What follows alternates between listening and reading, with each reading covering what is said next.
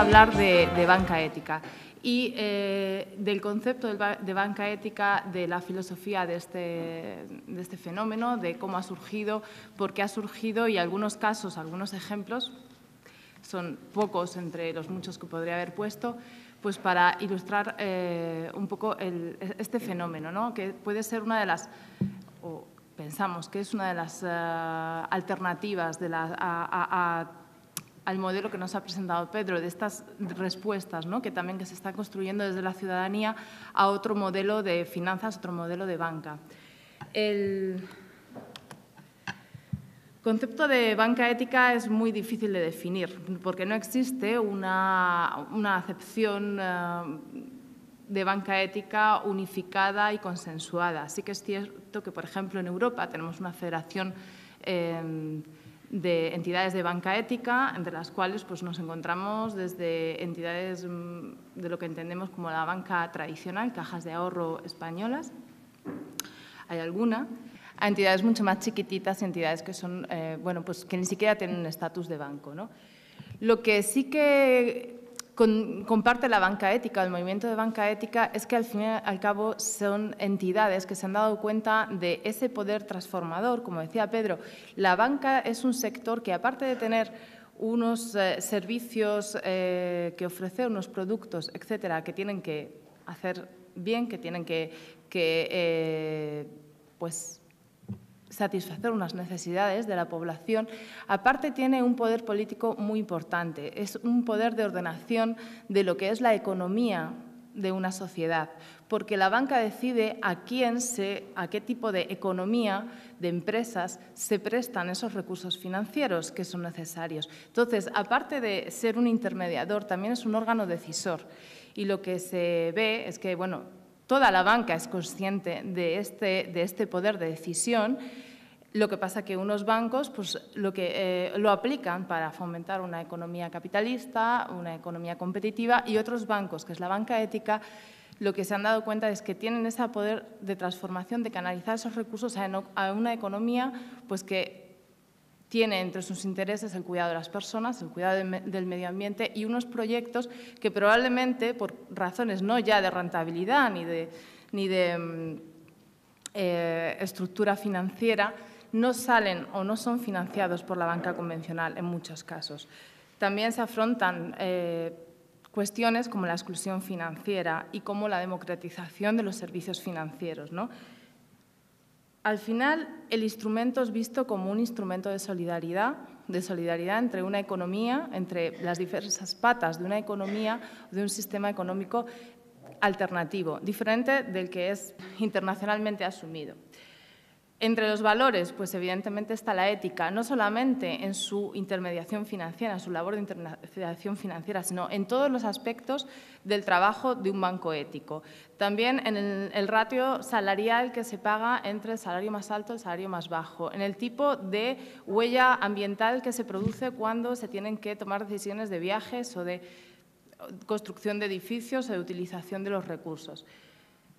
La transparencia es un valor fundamental. La banca convencional, lo que llamamos como banca convencional, tiene esa gran capacidad de ser opaca.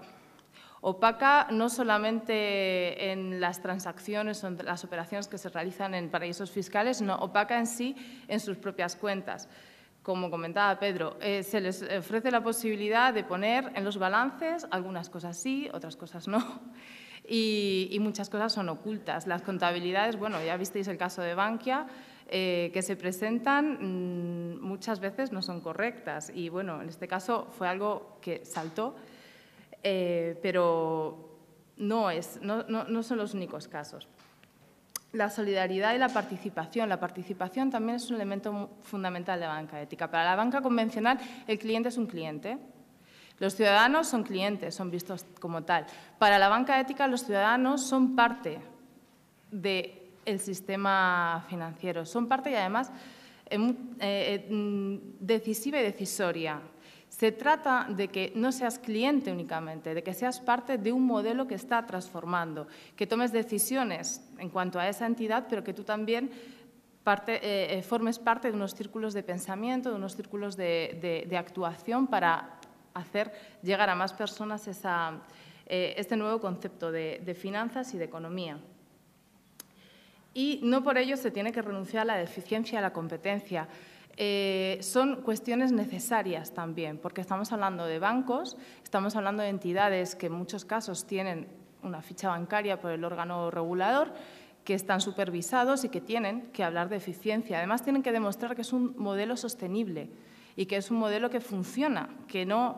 esto es muy importante porque sí que demuestra que son una alternativa real al otro tipo de banca. Y la competencia lo planteo en el sentido de ser competente, de tener capacidades, formación y personal pues, que está especializado en hacer banca, pero de otra manera. Luego está la cuestión de la eficiencia, de la rentabilidad, de la rentabilidad económica, que esto es enfocado de forma muy diferente por cada una de las entidades de la banca ética, ¿no? Pero en general sí que la rentabilidad económica se enfrenta de forma de que no es un fin en sí mismo. Es decir, es una herramienta para conseguir que la banca ética funcione, pero no se está buscando, la rentabilidad económica no es el fin. Es la rentabilidad social, la rentabilidad ambiental la que prima frente a la rentabilidad económica. Simplemente es un medio. Y, bueno, dentro del análisis que realizamos, pues cuando yo analizo otras entidades bancarias, dentro del marco de responsabilidad social, siempre no puedo evitar compararlo con las entidades de banca ética, porque sí que me parecen el referente de lo que es la responsabilidad social intrínsecamente implementada en una entidad financiera, una entidad bancaria. Es un modelo.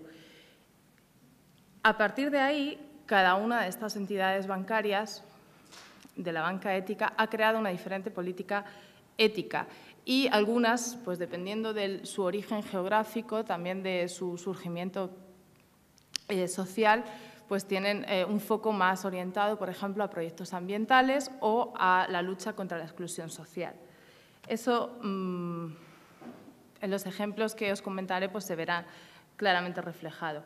¿Son todos los bancos éticos iguales? No, porque difieren, comparten esta filosofía, pero luego difieren en la forma en la que enfrentan, por ejemplo, el tema de los tipos de interés, si los utilizan o no los utilizan como referencia, el tema de la rentabilidad económica, el tema de su propia política, qué proyectos van a financiar, qué proyectos no. Sin embargo, mientras un banco ético está regulado o está adscrito a una determinada legislación nacional, sí que pueden realizar las mismas operaciones dentro de sus limitaciones de tamaño, de estructura, de recursos que cualquier otro banco convencional. Y algunas de las preguntas que surgen muy habitualmente cuando hablo de banca ética es: ¿me ofrece la misma garantía, la misma seguridad que la banca convencional? Pues no es que ofrezca la misma, es que ofrece más. En general, evidentemente, como os comentaba, las entidades que están reguladas bajo un órgano supervisor igual y hace las mismas exigencias que la banca convencional, os diría que también más, porque los miran con más lupa. Son como esas pequeñas entidades extrañas que me dan menos, porque estoy menos acostumbrado a oír hablar de ellas, son bichos raros y entonces los voy a observar con mayor detenimiento incluso que a los grandes bancos que ya conocemos, que están ahí, que bueno, han demostrado claramente su competencia. Y efectivamente los reguladores los observan, les piden las mismas exigencias, las mismas garantías, pero es que además la banca ética está demostrando que sus resultados son mejores. La banca ética, además de establecer unas garantías económicas, financieras a los proyectos que financia, también pide unas garantías sociales, pide que cumplan con unos requisitos, que se amolden a un tipo de economía transformadora que se está promoviendo. Y estos proyectos suelen estar integrados en una red social que además garantiza la viabilidad y el éxito de esos proyectos. Con lo cual, hemos encontrado que, por ejemplo, en el 2011, FEDS, que es una organización española que también analiza o hace un observatorio de las finanzas éticas en España, encontró que la banca ética tenía un 2% de morosidad frente al 7,6% de la media de la banca convencional en este país. Estos han sido resultados que, bueno, tomes el año que tomes, sí que es cierto que la morosidad ha aumentado en los últimos años por el tema de la crisis, pero muchísimo menos que en la banca convencional y siempre se mantienen esos ratios, con lo cual a resultas vemos que de forma empírica están dando mayores garantías en cuanto a los ratios económicos y financieros que normalmente manejamos. Y en cuanto a si la banca ética es excluyente de la banca convencional, pues la respuesta que hay que decir es no, no es excluyente por dos cuestiones. Primero, la banca ética surge desde con unos objetivos muy concretos, que es transformar la economía y moverse de una forma moverse desde dentro, o sea, no pretende ganar cuota de mercado, intentar vender, digamos, sus criterios éticos por ganar cuota de mercado, con lo cual su capacidad de movimiento es ciertamente lenta. Y, desde luego, hasta el momento, sus cuotas de mercado no van a buscar, no están buscando hacer sombra. Tiene que ser la ciudadanía la que poco a poco vaya exigiendo que la banca ética pues dé más servicio, pero no es como en el caso de otros bancos un objetivo de la propia banca ética. Y por otro lado, bueno, la banca tradicional no ha sabido entender esto. En algunas ocasiones han visto como bueno, como estas pequeñas entidades, más que por una cuestión de cuota de mercado, sí por una cuestión de filosofía podían hacerles competencias. Entonces, bueno, ahí ha habido entidades de banca tradicional que han incluso capturado algunas de las ideas de las filosofías de la banca ética, ¿no? Como el tema de la transparencia y demás entidades que, por otro lado, ya han desaparecido, pero sí que ha sido un proceso curioso, ¿no? de transmisión, en algunas ocasiones de copia, ¿no? de la banca ética. Yo creo que por ahí sí que puede ser que la banca tradicional, la banca convencional, vaya, a medida que la banca ética va ganando peso, va ganando relevancia, sobre todo va demostrando que es sostenible y que es una alternativa 100% fiable, que la banca tradicional vaya copiando o asumiendo algunas de estas cuestiones. La cuestión será ver si lo hacen desde el punto de vista meramente marketingiano o de verdad están cambiando algo en sus formas de actuación. ¿Cómo surge la banca ética y por qué hay diferentes tipos de entidades? Pues desde las realidades culturales del norte de Europa, de los valores medioambientales, una concepción más global y de poner a la persona en el centro de la economía. Del norte de Europa, en los países anglosajones ha tenido una vinculación muy importante con el desarrollo comunitario y el apoyo a las organizaciones sociales. En el sur de Europa, el desarrollo social también, la exclusión social y la lucha contra esta exclusión social también han movilizado que sectores muy variados, desde la Iglesia de base hasta los movimientos más de izquierda, se hayan puesto de acuerdo para organizar entidades de banca ética. Son diferentes motivaciones por las que surge la banca ética. Las realidades sociales también han influido, ya fuera de lo que es Europa, en países con un alto porcentaje de población excluida del sistema bancario convencional, pues para crear estas entidades. Ahí, por ejemplo, me estoy refiriendo más por ejemplo, Asia, Latinoamérica, donde se han creado bancos fundamentados en las microfinanzas que también se podrían considerar dentro de este modelo de banca ética.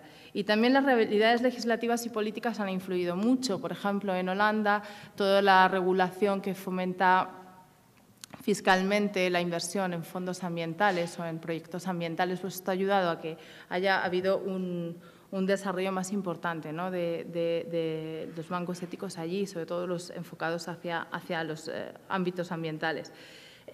No obstante, el desarrollo, la realidad política también ha influido en negativo.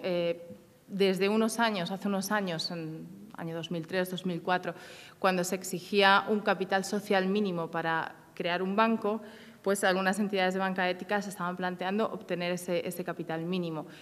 Llega la crisis, empieza a ponerse en duda que las entidades pequeñas tengan capacidad de...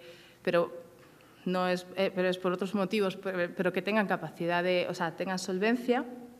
Y entonces también a estas entidades de banca ética que se están creando, también esto les repercute y se les exigen mayores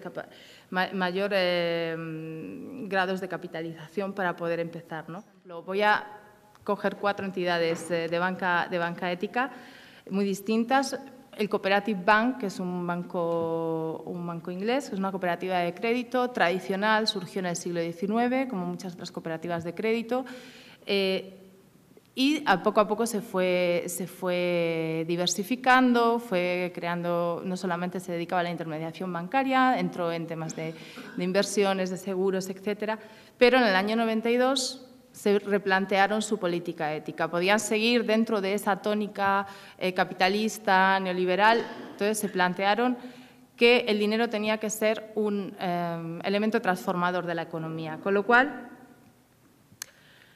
aunque tú entras en su web y ves, no hablan de banca ética, ellos ves una entidad financiera como cualquier otra, en la que hablan de hipotecas, en la que hablan de cualquier tipo de productos, de repente tienen una pestaña, Good with Money, donde te plantean cuál es su filosofía y cómo incluso el volumen de crédito al cual han renunciado porque incumplía su política ética, porque no les daban las garantías de que fuesen proyectos transformadores y que tuviesen ese foco en lo ambiental y lo social como principal beneficio. Luego, aparte de eso, es una entidad completamente que no hace, digamos, no se posiciona como banca ética, pero sí que... Otro ejemplo que sí que probablemente muchos conozcáis, que es Triodos Bank, que es una entidad holandesa, pero que tiene ramificaciones en varios países europeos, entre ellos España. Bueno, Triodos sí que se plantea desde el principio decir somos un referente en banca ética, sus ahorros pueden cambiar el mundo, sí que te explica cómo tu dinero puede cambiar el mundo, cómo puede tener esa capacidad transformadora. Es una relación más de yo te cuento y tú luego decides. Te cuento también la cuestión de la transparencia, dónde invertimos tu dinero, cuáles son todos los proyectos, ¿no? No es la única entidad de banca que lo hace, pero sí que ellos te lo presentan. Y este es otro modelo. Ellos trabajan bajo la fórmula de sociedad anónima, es una fórmula, tienen sus limitaciones para ser accionista, etcétera, para que no haya una posible compra de otras entidades financieras de la entidad, por eso hay unas limitaciones, un 10% del capital, etcétera. Pero bueno, es una forma de banca ética. Luego tenemos, por ejemplo, Banca Popolare, otra cooperativa de crédito italiana, otro ámbito geográfico diferente. Ellos surgen por motivaciones muy diferentes. Ellos surgen más en los 90, no tienen esa trayectoria de siglo y medio como Cooperative Bank, pero sí que surgen de los movimientos sociales, de la necesidad de cubrir un hueco en Italia, de crear unas finanzas. Entonces, ¿qué hace Banca Ética? Ellos se plantean, ¿en qué estamos trabajando? Tú entras, pues... Estamos trabajando en temas de... ¿Qué financiamos? Financiamos temas de construcción, pero que no va a ser cualquier cosa. Ellos no te financian una vivienda de lujo en la playa, te financian una vivienda para vivir. Eso lo decidieron en una asamblea en la que participaron los socios, no lo decidió el equipo directivo, sino que lo eligen los propios socios cooperativistas. Los 38.000 socios que tienen a día de hoy entre entidades sociales y personas físicas en Italia. Bueno, Italia y lo que se está integrando de España. También en agricultura ecológica, derechos sociales, energía y ecoeficiencia, etc. Pero además, ellos hacen algunas labores que pueden ser más cercanas a las organizaciones sociales. Hacen incidencia política. Hace poco estuvieron en la Comisión de Finanzas del Parlamento italiano explicando qué es la banca ética y cómo su apoyo a la economía real, a la economía productiva, puede ayudar a salir de la crisis y cómo está, por lo menos, ayudando a un sector de la economía, una economía que hasta el momento se considera alternativa en Italia, pero cómo esa economía está recibiendo recursos para poder seguir adelante. Y eso es una labor de incidencia que va mucho más allá de, bueno, va mucho más allá, Otras entidades bancarias también lo hacen, ¿no? A través de los lobbies políticos, pero en otro sentido. Pero ellos lo hacen de cara abierta, acudiendo a una comisión y explicándolo en el propio Parlamento. Como veis, también el tema de la transparencia, dónde estamos, qué financiamos, etcétera. Y otra cosa importante que me parecía destacar de Banca Popolare, la creación del tejido social. Como dice el presidente de Banca Popolare, ellos no apoyan al tejido social, son tejido social. Banca Popolare, todos sus clientes son los socios. Para pedir un crédito tú tienes que ser socio de la cooperativa. Y lo que quieren es que participes, no solamente que pongas allí tu capital, que por cierto no se retribuye, no vas a obtener dividendos por ello, pero sí que apoyes en todo el tejido social, en las otras, a la vez que se tiene una estructura bancaria, se ha creado dentro de Banca Popolare una estructura social con grupos de trabajo regionales en los que se juntan los socios, aparte de tomar decisiones que pueden afectar, como os decía, al propio negocio bancario, también hacen actividades de difusión de las finanzas éticas y de apoyo a los proyectos sociales que ellos consideran que tienen que apoyar. Y es muy importante la participación en este caso. En este caso, las decisiones se quieren tomar desde la base, se quiere trabajar desde la base. El JAC es otra de las entidades, es una entidad sueca y es otra de las entidades que me parecían interesantes para contrastar. Son una entidad, se asimilaría a lo que es una cooperativa de crédito aquí, y ellos parten de la base de que renuncian a utilizar el tipo de interés como referencia, porque les parece perverso, porque les parece que está en la base de las desigualdades sociales, de la especulación y demás. Lo que mucha gente plantea, bueno, pero al final sí que cobran un coste de transacción por la tramitación de los créditos y demás, que es un coste que está evaluado en función de los recursos que se consumen, no de un tipo de interés externo que viene dado, sino que ellos lo calculan. Sí, podría decirse que al final es una tasa que también te cobran a la hora de… pero que está intrínsecamente relacionada con los recursos que se está consumiendo. Es decir, el JAC necesita tener pues, una infraestructura que además pues, bueno, tienen que sustentar, ¿no? Aunque esa infraestructura ellos han intentado que fuese lo más ligera posible. Durante muchos años estuvieron trabajando con voluntariado y en un momento en el que en la cooperativa ya había demasiadas peticiones de entrada y demasiado volumen que manejar, pues tuvieron que profesionalizarla, ¿no? Pero sí que se plantean cuestiones pues muy de base, ¿no? Como, por ejemplo, que yo lo vi en una ocasión, viajar desde Suecia hasta Málaga para unas ponencias y hacerlo en tren por una cuestión de eficiencia ecológica más que hacerlo en avión, ¿no? La diferencia era tardar entre 4 horas o tardar 2 días de viaje. Pero hasta esos extremos llegan en su planteamiento de lo que tiene que ser la banca. Y bueno, el proyecto FIARE, que también muchos de vosotros lo conocéis, pero también es un caso pues, peculiar, ¿no? de creación de una banca ética desde el tejido social y desde el movimiento social en España. Muchas gracias.